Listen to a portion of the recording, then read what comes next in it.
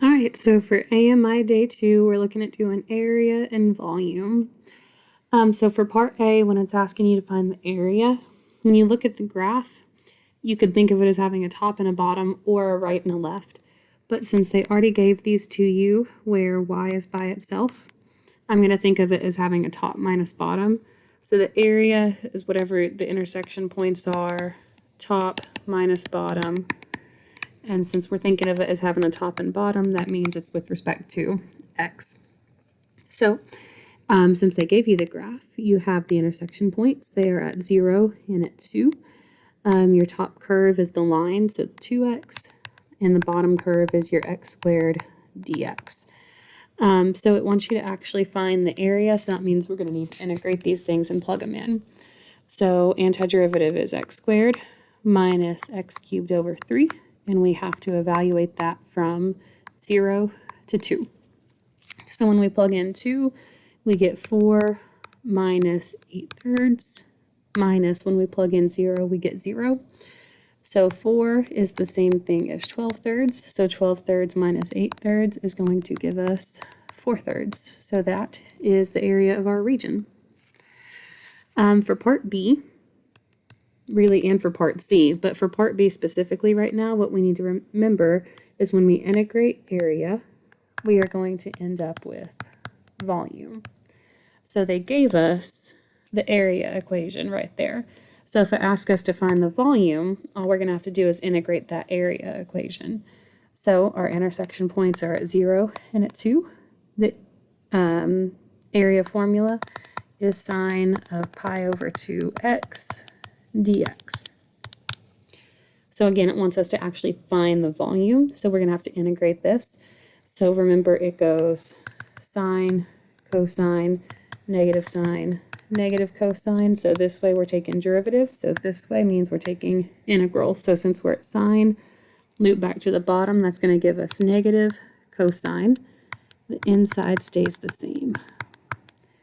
Now remember, derivatives and integrals are opposites of each other.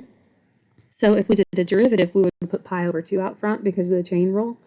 Since this is an integral, we do the opposite of that, so we put 2 over pi out front, and we evaluate that from 0 to 2. So the one we plug in first is 2.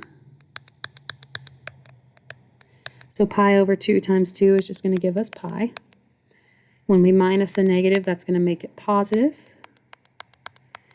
And then anything times 0 is 0. So now it's a unit circle issue. So remember, cosine is x values. On your unit circle, pi is over here. So that means pi is going to be -1, so that's going to make that 2 over pi.